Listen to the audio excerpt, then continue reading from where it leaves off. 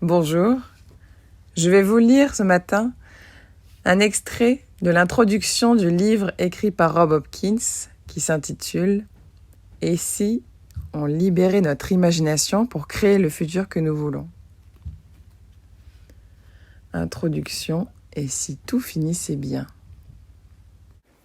À présent que le réseau des abribus comestibles s'est étendu à l'ensemble du territoire britannique, chaque arrêt de bus que nous croisons est entouré d'un jardin. Il suffit de tendre la main pour attraper un encas savoureux. Je m'éveille, frais et dispos, entre les murs de paille de l'appartement où j'ai élu domicile avec ma famille.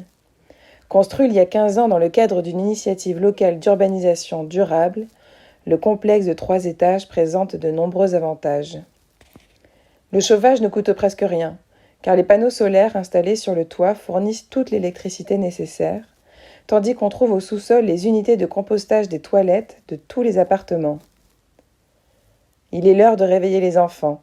Après les avoir habillés et leur avoir servi le petit déjeuner, je les accompagne à pied à l'école, empruntant un chemin qui serpente entre des jardins partagés où prospèrent des végétaux comestibles, y compris des côtes de bêtes rouges, dont les feuilles luisent comme des vitraux frappés par les doux rayons du soleil de cette matinée de mai. Les rues, que l'absence de circulation automobile a rendues calmes, sont bordées d'arbres fruitiers, aux branches chargées de bourgeons qui s'agitent dans l'air, traversés d'odeurs printanières. Aujourd'hui, les enfants semblent avoir une approche de l'école bien différente de celle d'il y a 10 ans. Le ministère de l'Éducation a en effet décidé d'éliminer toute forme d'examen afin de donner aux élèves davantage de temps libre, qu'ils peuvent consacrer à des jeux non structurés ou à l'acquisition, auprès d'autres membres de la communauté, de compétences utiles qui leur permettront de vivre leur vie comme ils l'entendent. C'est ainsi qu'à présent, la plupart des enfants adorent l'école. Mon fils, par exemple, a récemment amélioré ses talents de cuisinier en passant une semaine dans un restaurant local. Nous approchons désormais de l'école, entourée de potagers plantés et entretenus par les élèves, et pénétrons dans un bâtiment où nous sommes accueillis par l'odeur du pain frais et un joyeux brouhaha. Après avoir laissé les enfants devant leur salle de classe, j'enfourche un vélo public pour me diriger vers le centre-ville via l'une des nombreuses pistes cyclables.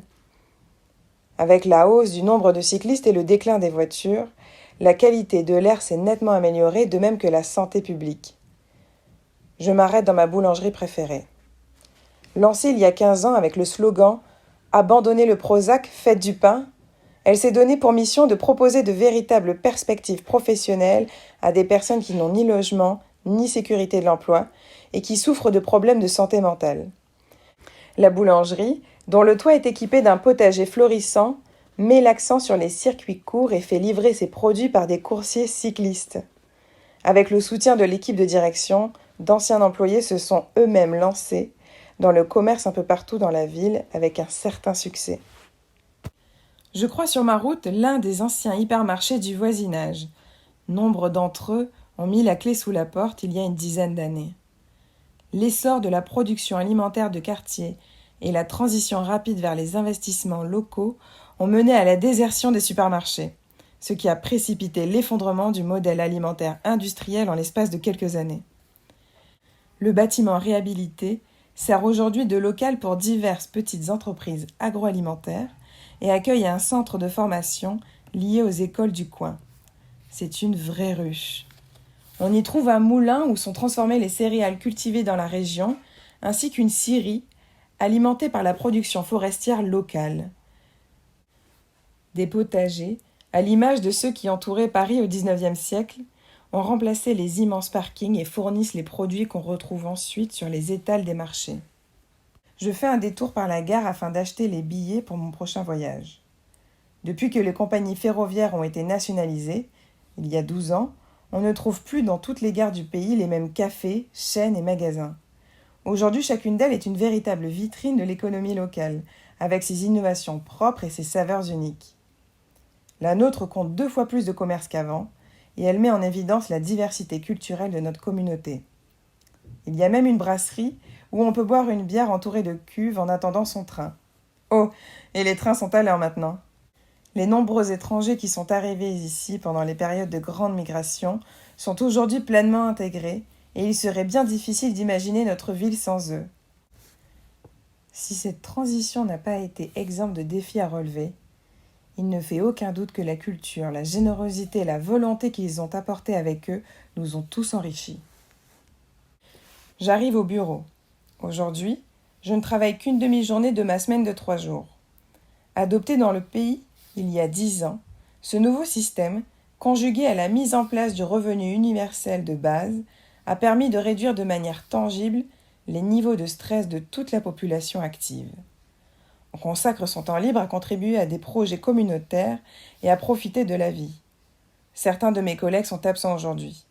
On a récemment mis en œuvre un dispositif selon lequel 10% des employés de n'importe quelle entreprise ont la possibilité, quand ils le souhaitent, de proposer leurs compétences, que ce soit en matière d'administration et d'encadrement, de commercialisation, de planification financière ou de gestion de projet, à des organisations qui, chacune à leur manière, viennent en aide aux habitants et améliorent la résilience de la communauté dans son ensemble.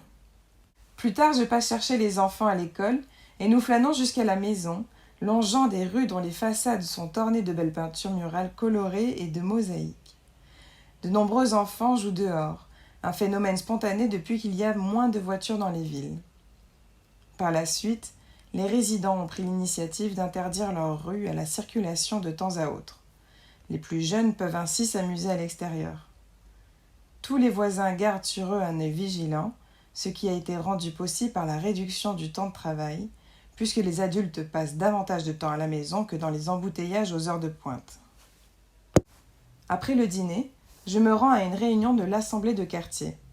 Il y a quelques années, un groupe d'habitants et d'habitantes, indépendant de tout parti politique, a été élu à la tête de la mairie. Il a modifié le modèle de gouvernance de la ville afin de permettre l'émergence d'initiatives à l'échelle des quartiers et de les soutenir en supprimant des obstacles administratifs. Un bureau de l'imagination citoyenne a même été créé dans l'espoir d'inspirer et de nourrir l'imagination des communautés locales et de donner vie à leurs idées. Les processus décisionnels ont été considérablement facilités. La réunion de ce soir rassemble environ 70 personnes pour discuter de l'avenir de l'énergie dans le quartier, ainsi que d'autres priorités à notre échelle.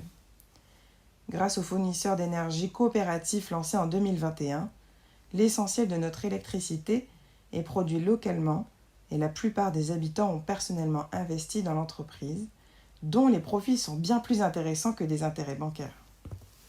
Sur le chemin du retour, je m'arrête discuter avec certains de mes voisins assis sur le pas de leur porte. Nous entendons un hibou et observons au-dessus de nos têtes le zigzag des chauves-souris. Depuis que nous avons donné à la ville le statut de parc national urbain, non seulement la biodiversité a cessé de s'effriter, mais elle s'est même enrichie grâce au rétablissement des couloirs empruntés par la faune sauvage, aux espaces verts et aux bosquets. Et je remarque de temps en temps l'arrivée de nouveaux insectes et de nouveaux chants d'oiseaux, plus assurés et plus complexes. Dans cet environnement où tout bouge, tout change et tout prospère, je me couche avec le sentiment que l'avenir est riche de possibilités. Je vous ai lu un extrait du livre de Rob Hopkins intitulé « Et si on libérait notre imagination pour créer le futur que nous voulons ?» Introduction « Et si tout finissait bien ?» Très belle journée à tous.